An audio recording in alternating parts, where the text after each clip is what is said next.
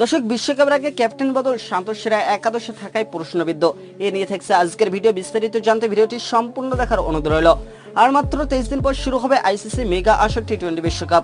এই বিশ্বকাপ ঘিরে সব দেশের দল ঘোষণা করেছে ইতিমধ্যে।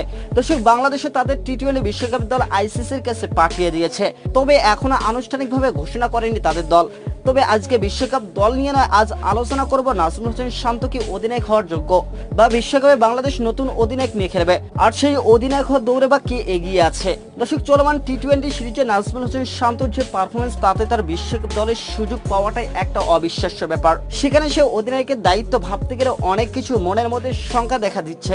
কেননা চলমান টি-20 সিরিজে নিজে তো রান করতেই পারেনি, আবার দলের বোলারদের সঠিকভাবে ব্যবহার করতেও পারেনি। যেখানে শুরুতে জিম্বাবুয়ের 5-6 উইকেট পড়ে যাওয়ার পরও 60-70 রানের পার্টনারশিপ গড়ে ফেলেছে। সিরিজের শেষ হওয়া 3টি ম্যাচেই এমন ঘটনা ঘটেছে।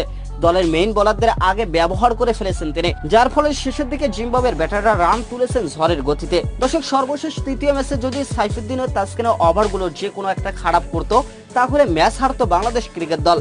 বিশ্বকাপে এইরকম হলে হারতে হবে বাংলাদেশকে, কেননা সেখানে জিম্বাবুয়ে থাকবে না, তার থেকে আরো বেশি শক্তিশালী দল থাকবে, যারা এরকম সুযোগ হাতছাড়া করবে না কোনোভাবেই। তাছাড়াও নাজমুল হোসেন শান্তর পারফর্ম নেই, আর একজন অধিনায়ক কিভাবে দলকে মোটিভেট করবেন সেটাও একটা বিষয়। জিম্বাবুয়ে সিরিজের 3 ম্যাচ খেলে সর্বমোট 43 বল খেলে করেছেন 43 রান, স্ট্রাইক রেট 100। এই হলো বাংলাদেশের অধিনায়ক নাজমুল হোসেন শান্ত টি-20 স্ট্রাইক রেট। দর্শক, এইভাবে ব্যাটিং করে তিনি কিভাবে আরেকজনকে লিড করবেন। জিম্বাবুয়ের বিপক্ষে প্রথম টি-20 ম্যাচে করেছেন 24 বলে 21 রান, দ্বিতীয় টি-20 ম্যাচে করেছেন 15 বলে 16 রান, আর তৃতীয় টি-20 ম্যাচে করেছেন 4 বলে 6 রান। দর্শক, তবে এখন প্রশ্ন উঠতেই পারে কাকে দেওয়া যেতে পারে অধিনায়কের দায়িত্ব।